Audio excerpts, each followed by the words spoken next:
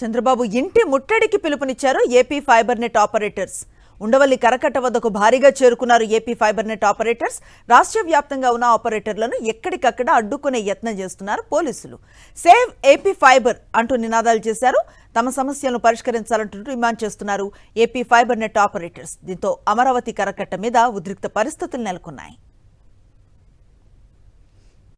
బడుగు బలహీన వర్గాల ప్రజలకి అతి తక్కువ రేటుకే టీవీ, టెలిఫోన్, ఇంటర్నెట్ సౌకర్యం కల్పిస్తున్నామని చెప్పి ఏపీ ఫైబర్ నెట్వర్క్ ని తీసుకొచ్చింది.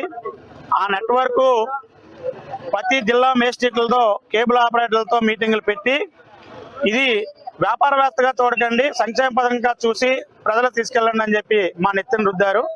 అప్పట్లో బాక్స్ 4200 కాస్ట్ అయినా 4200 వినియోగదారుడి దగ్గర డబ్బులు కలెక్ట్ చేస్తే మా పార్టీ మీద వ్యతిరేకత వస్తుంది. కాబట్టి ఈఎంఐ ద్వారా ప్రజలకు ఇవ్వండి, ప్రతి నెల 59 రూపాయలు బాక్స్ రెంట్లు కడతారని చెప్పి ఇచ్చారు.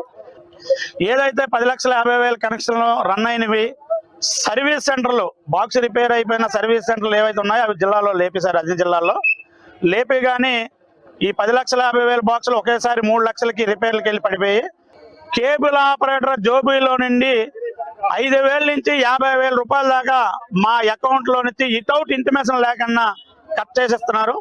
ఈ బాధని రాష్ట్రంలో ఉండి కూటమి ఎమ్మెల్యేలని, మంత్రులని, మినిస్టర్లని, ఆఖరికి మన ముఖ్యమంత్రి వర్యులు నారా చంద్రబాబు నాయుడు గారిని పార్టీ ఆఫీసులో 3 సార్లు కలిసాం, లోకేష్ బాబు గారిని 3 సార్లు కలిసాం, పల్లా శ్రీనివాస్ గారిని 7 సార్లు కలిసాం. ఆయన అయితే సీఎం గారిని కలవండి లెటర్ కూడా ఇచ్చారు. అది 4 బద్ద తీసుకోవడానికి కూడా పనికిరాదు. అంటే మా కేబుల్ ఆపరేటర్ల దురదృష్ట పరిస్థితి అంత దిగజారిపోయింది.